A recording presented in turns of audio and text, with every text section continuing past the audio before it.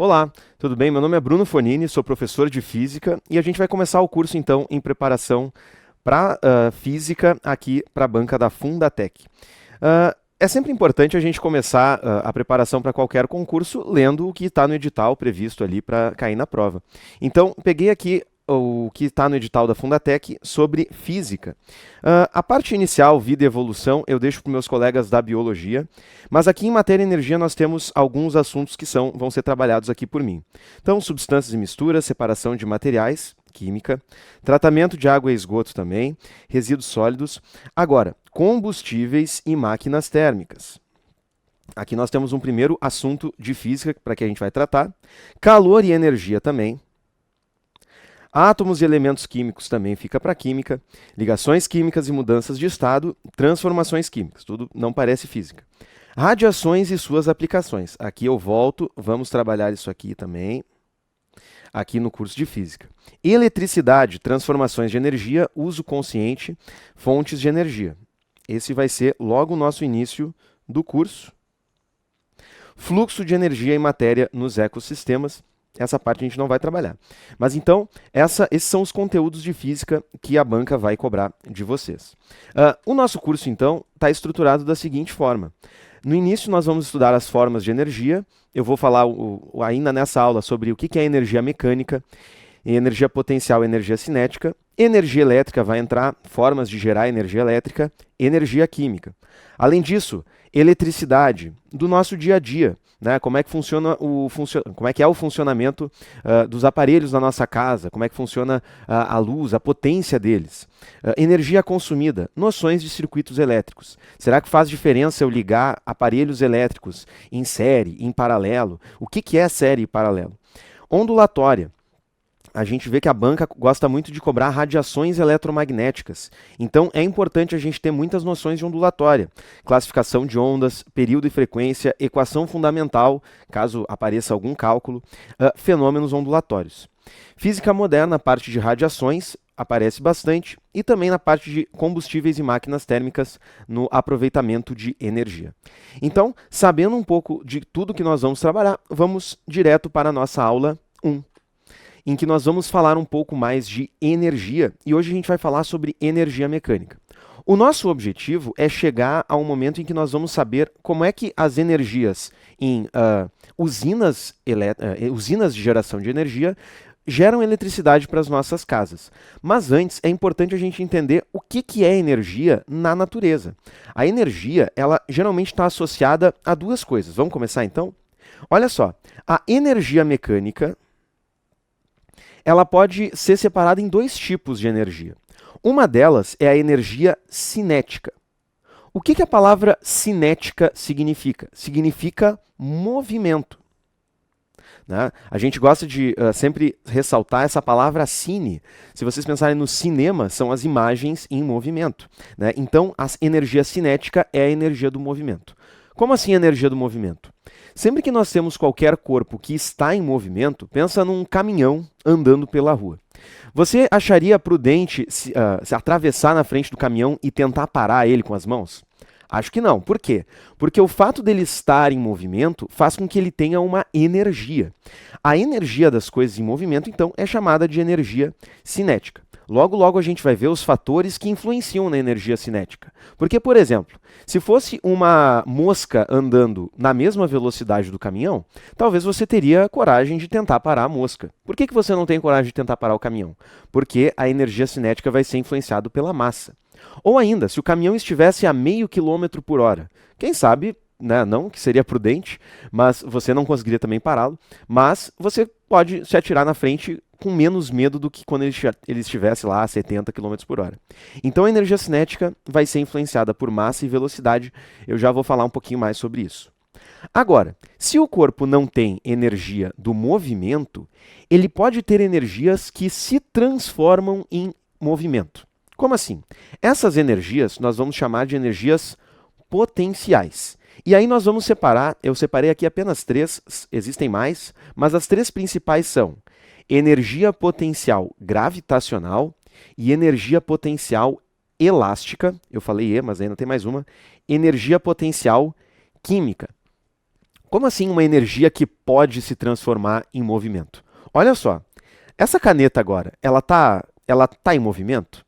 Não. Mas se eu simplesmente solto ela, ela entra em movimento sozinha. Isso significa que nesse ponto em que ela está aqui, ela não tem energia cinética, mas ela tem o potencial de se mover sozinha, porque ela está interagindo aqui com a gravidade. Quando as coisas, então, podem se mover porque elas estão sob a ação da gravidade, a gente chama essa energia que pode vir a se transformar em movimento de energia potencial gravitacional. A energia potencial gravitacional, então, é devido à gravidade. Mas e se ao invés de eu ter levantado essa caneta, e se eu tivesse um elástico, esses amarelinhos assim, de amarrar coisas, e eu puxasse a caneta assim nesse elástico? Vocês concordam que ao soltar a caneta, ela também ia entrar em movimento?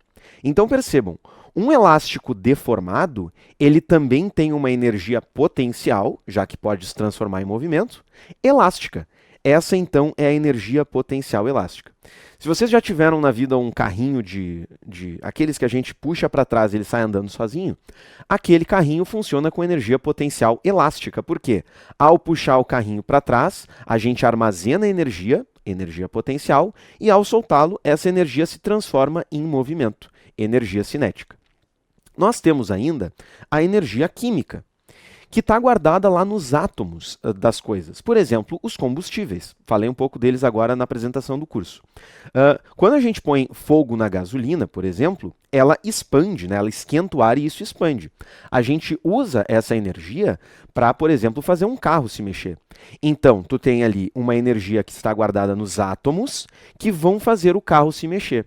Está guardada, então, na química desses elementos. Então, nós temos a energia potencial química. É importante a gente entender que a energia mecânica, quando a gente fala de energia mecânica, nós estamos nos referindo a toda essa energia. Por exemplo, se eu jogo essa caneta aqui na minha mão, vamos imaginar a metade do caminho dela. Quando ela estava passando mais ou menos por aqui. Ela estava em movimento? Sim, ela tinha então energia cinética. Mas ela não tinha uma altura para cair até a minha mão? Sim, então ela também tinha energia potencial gravitacional.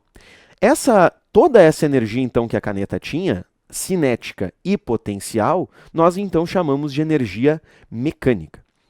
Bem, esses processos vão ser muito importantes porque quando nós vamos estudar depois as formas de obtenção de energia nas usinas de energia, seja hidrelétrica, seja termoelétrica, seja energia nuclear, nós vamos ver que essas energias lá no fim vão se transformar em energia elétrica, que é o que nós utilizamos. Então é importante ter uma noção bem fundamentada do que significa cada uma. Agora a gente vai aprender a calcular cada uma delas de forma simples. Vamos começar calculando energia cinética. Como eu já falei um pouco antes aqui no vídeo, podemos imaginar, por exemplo, um carro que se move. Eu pensei aqui num carrinho de brinquedo, ó. Ele tem uma massa de 3 kg. E ele se move com uma velocidade de 5 metros por segundo. Bem, se você não está acostumado ainda com essa unidade metro por segundo, é uma unidade de velocidade que nós usamos aqui na física. Por exemplo, nós estamos mais acostumados a utilizar a unidade quilômetro por hora. Essa você já deve ter ouvido falar. Então, metros por segundo é uma outra forma de expressar a velocidade.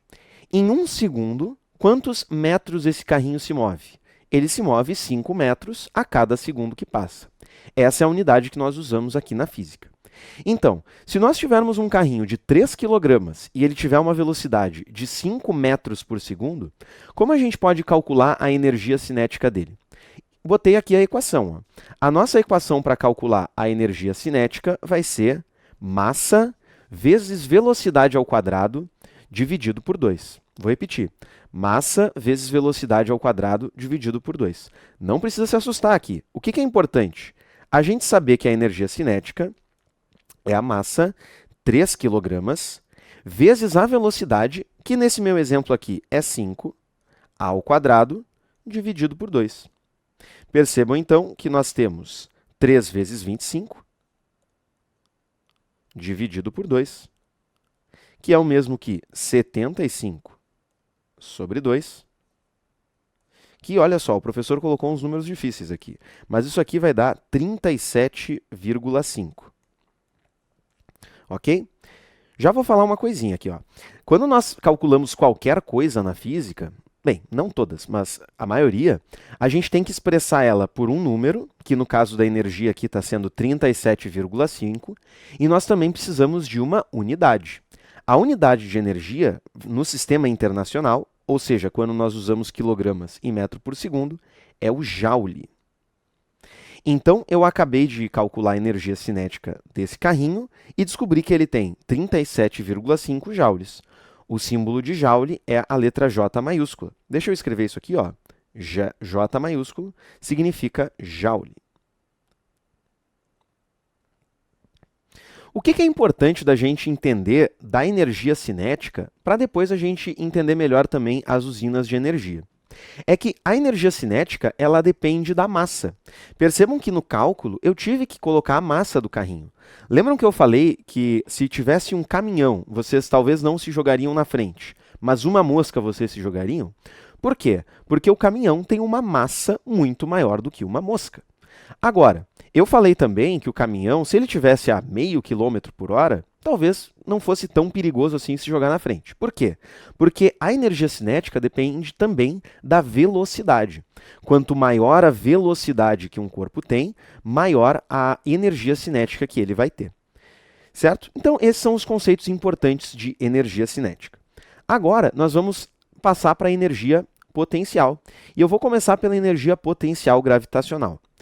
Lembre-se que quando eu falei que levantar essa caneta dá a ela a potencialidade, né, de entrar em movimento, eu estava botando na caneta energia potencial gravitacional.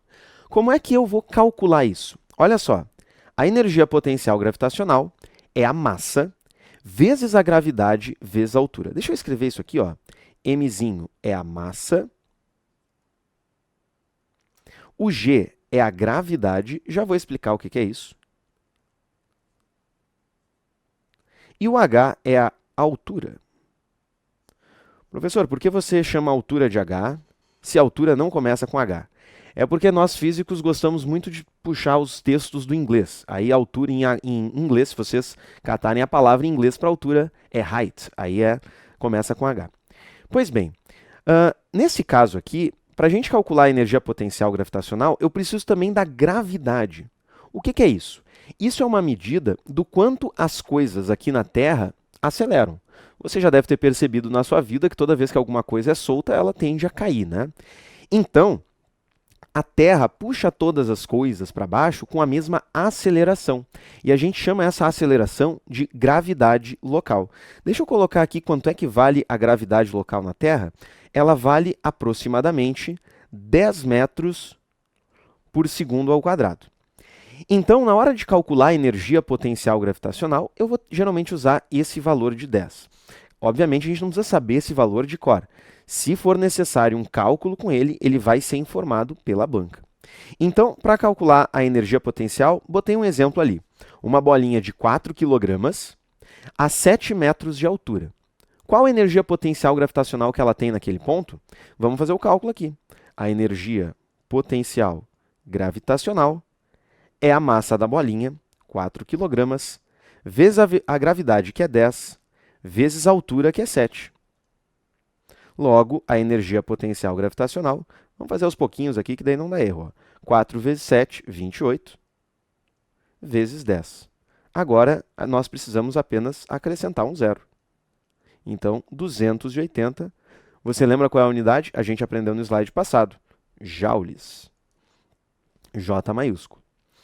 Então, agora nós sabemos que quanto mais alto as coisas vão, mais energia potencial gravitacional elas têm, e também quanto maior a massa delas, mais energia potencial gravitacional elas têm. Eu posso dar um exemplo parecido aqui da mosca e do caminhão? Por exemplo, ó, se eu tivesse que jogar essa caneta na minha cabeça, né? Sempre botando a nossa segurança pessoal em risco aqui dos meus exemplos, mas se eu tivesse que jogar essa caneta na minha cabeça, se eu jogasse ela dessa altura aqui, ok, ela não ia me machucar. Agora, se eu subisse 5 andares e jogasse a caneta, Pode ser que ela me machucasse. Por quê? Porque a altura dela aumentou, então ela vai ter uma energia maior lá de cima do que aqui de pertinho.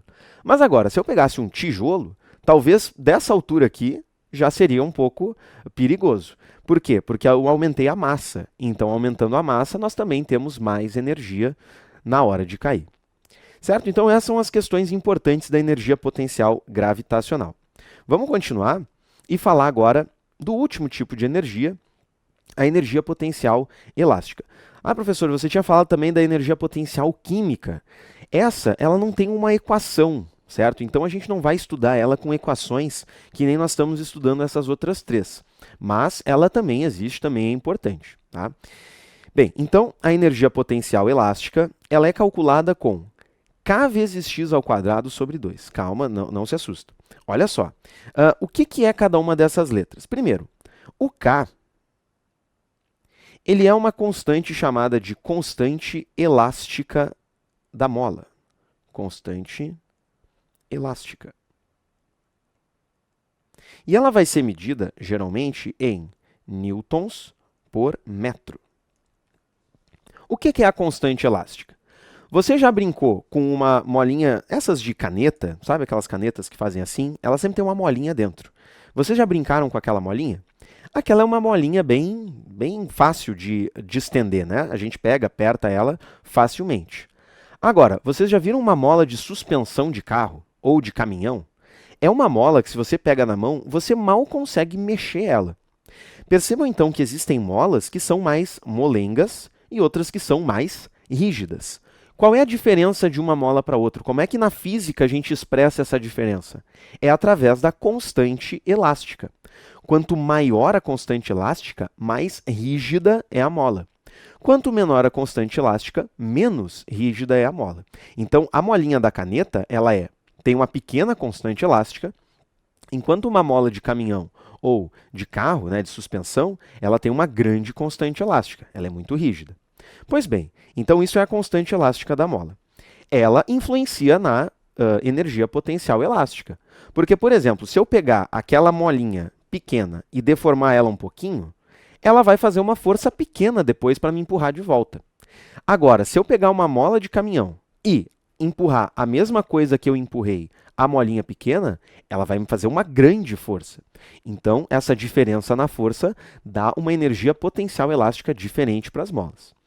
Ok, nós temos aqui na equação também esse x ao quadrado. O que é o x? O x é a deformação da mola. Então, o que é a deformação? Para isso, eu vou usar essas imagens que estão aqui ao lado. Imaginem que eu prendi um bloquinho em uma mola, e quando a mola está relaxada, ou seja, ela não está nem apertada nem distendida, ela fica paradinha nesse ponto aqui. Ok, mas depois eu apertei essa mola. Percebam que ela agora veio para esse ponto aqui. Vamos lá, ó. Antes ela estava nesse ponto aqui, percebam aqui, ó, que ela estava aqui embaixo, e agora ela está aqui. Essa deformação que eu fiz na mola para cá, eu chamo de x. Eu vou medir a deformação em unidades de comprimento. Qual foi a distância, né, que eu andei com a mola? Então, eu posso medir ela, por exemplo, em metros ou centímetros. A gente só tem que cuidar uma coisa. Percebam que aqui em cima eu falei que a constante elástica ela é medida em newton por metro. Aqui embaixo, geralmente a deformação é dada em metros ou centímetros. Mas eu não vou poder fazer cálculos com centímetros se nessa unidade aqui, né, se nessa constante elástica aparecerem os metros. Na física, nós sempre temos que trabalhar com unidades iguais. Então, na hora de calcular a energia potencial elástica, eu sempre tenho que cuidar para que a constante elástica e a deformação estejam na mesma unidade. Certo? Vamos continuar, então? Para terminar aqui essa aula, eu preparei um exemplo para a gente calcular a energia potencial elástica. Olha só. Esse exemplo, pessoal, ele não é da banca da Fundatec, tá? Porque eu não encontrei alguma questão que perguntasse especificamente isso. Mas é para ilustrar como é que nós fazemos esse cálculo. Então, certa mola de constante elástica 100 newtons por metro. Percebam, então, que ela tem uma constante de 100 newtons por metro. apresenta-se deformada de 10 centímetros. A deformação é de 10 centímetros.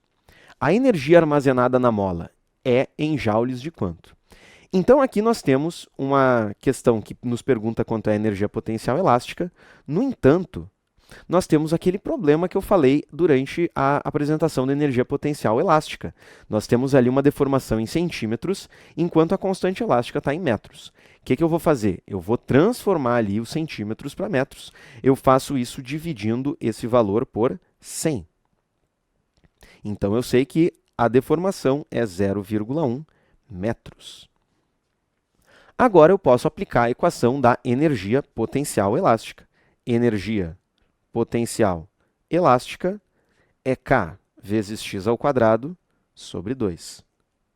Então, a energia potencial elástica vai ser a constante elástica, 100, vezes o x ao quadrado, 0,1 ao quadrado, sobre 2. Essa energia potencial elástica, então, 100 vezes 0,1 ao quadrado vai ser 100 vezes 0,01 dividido por 2. Se vocês fizerem aqui essa divisão de 100 por 2, é 50 vezes 0,01, e isso é, então, 0,5 joules. Fui um pouco rápido na matemática aqui, tá? Não é o escopo do curso fazer a matemática, explicar tanta matemática, mas vejam que eu fiz primeiro a potência. Claro, né? Numa expressão matemática, nós sempre resolvemos primeiro a potência, e depois, tendo multiplicações e divisões, eu posso seguir a ordem que eu quiser. Então, eu fiz 100 dividido por 2, por isso ficou 50. O 0,01, que é o 0,1 ao quadrado, depois eu multipliquei 0,5 joules. Ficamos aqui com a alternativa A. Certo, pessoal? Só deixa eu confirmar. Nós temos também uma questão mais teórica sobre esse conteúdo. Olha só. Um automóvel em movimento uniforme, isso aqui é importante, ó, o que seria um movimento uniforme? É um movimento em que a velocidade é constante.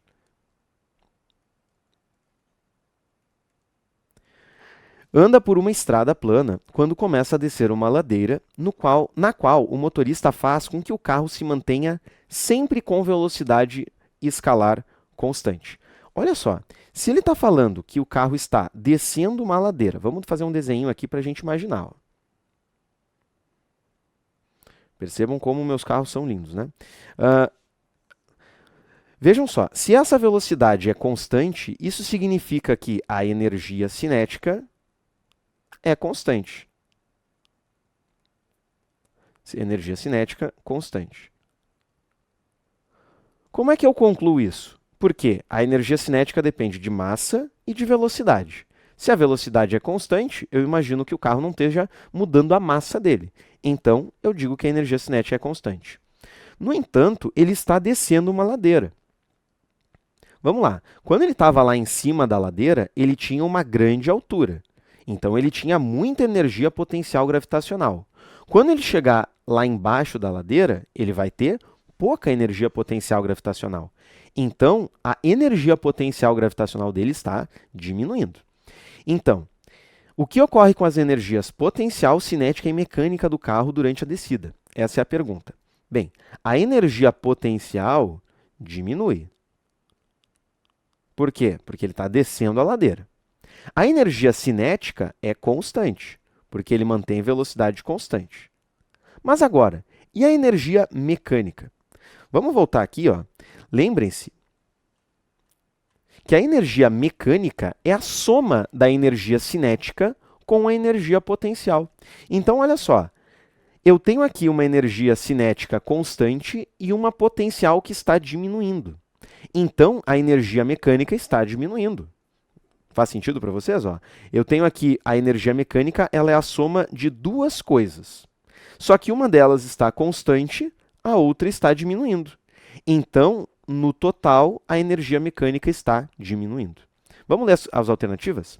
A energia mecânica mantém-se constante, já que a velocidade escalar não varia, e, portanto, a energia cinética é constante. Aqui, ó, essa primeira parte está errada. B, a energia cinética aumenta, já está errada, pois a energia potencial gravitacional diminui, e quando uma se reduz, a outra cresce. Nesse caso, não. C, A energia potencial gravitacional mantém-se constante, já que há apenas forças conservativas agindo sobre o carro, né? De novo, não, né? A potencial gravitacional não se mantém constante. A energia mecânica diminui, sim, pois a energia cinética se mantém constante, sim, mas a energia potencial gravitacional diminui, exatamente. Então ficamos aqui com a alternativa D. Certo, pessoal? Então, essa foi a nossa aula 1. Espero que vocês tenham entendido bem esses conceitos que vão ser retomados nas próximas aulas. Agora vamos aplicar diretamente na produção de energia em usinas. Muito obrigado, até o próximo vídeo.